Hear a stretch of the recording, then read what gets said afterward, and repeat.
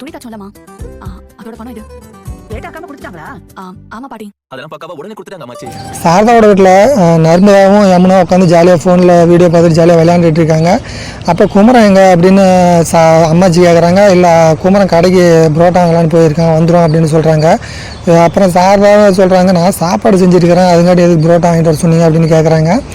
ஏதோ நர்மதா ஆசையாக கேட்டா, அதனால் வாங்கி கொடுக்கலான்னு போயிருக்கேன் அப்படின்னு அம்மாச்சி சொல்கிறாங்க. அதுக்கப்புறம் பார்த்தீங்கன்னா குமரனும் வராரு, வந்து புரோட்டா எல்லாத்துக்கும் வாங்கிட்டு வந்திருக்கேன் சாப்பிடுங்க அப்படின்னு சொல்லி சாப்பிட சொல்கிறாரு. அப்போ வந்துட்டு பார்த்தீங்கன்னா கங்கா அந்த ஆர்டருக்கு வந்த பணத்தை எடுத்து அவங்க அம்மா சாரதாட்ட கொடுக்குறாங்க. ஆனால் அவங்க அம்மா வாங்க மாட்டேங்கிறாங்க. என்கிட்ட எதிரி கொடுக்குறேன், நீயே வை அப்படின்னு சொல்கிறாங்க. இதனால் கங்கா வருத்தப்படுறான். இதே காவேரி கொடுத்தா மட்டும் வாங்கிக்கிறீங்க, நான் கொடுத்தா ஏன் வாங்க மாட்டேங்கிறீங்க அப்படின்னு சொல்லி ஃபீல் பண்ணுறா கங்கா. அதெல்லாம் ஒன்றும் இல்லடி, நீ கடை வச்சுருக்க, ஏதாவது செலவு இருக்கும், அதனால தான் ஒன்றே வச்சுக்க சொன்னேன் அப்படின்னு சொல்கிறாங்க. நீ கல்யாணம் ஆனப்பே ஒன்று நான் தனியாக விட்டுருக்கணும், நீங்கள் உங்கள் பொழப்புக்கு பாருங்கன்னு. ஆனால் தேவையில்லாமல் ஒன்றையும் மாப்பிள்ளையும் என் கூடயே வச்சு நான் கஷ்டப்பட இல்லாமல் உங்களையும் கஷ்டப்படுத்திட்டுருக்கேன் அப்படின்னு சொல்லி சாரதா வருத்தப்படுறாங்க. அப்புறம் நம்ம குடும்பத்துக்காக நான் கஷ்டப்படாமல் வேறு யாருக்காக நான் கஷ்டப்பட போகிறேன், நீங்கள் அது இதுன்னு சொல்லி ஃபீல் பண்ணிட்டு இருக்காங்க, முதல்ல எல்லோரும் சாப்பிடுங்க அப்படின்னு சொல்லி அந்த புரோட்டாவை எல்லாத்துக்கும் எடுத்து வைக்கிறாரு குமரன்.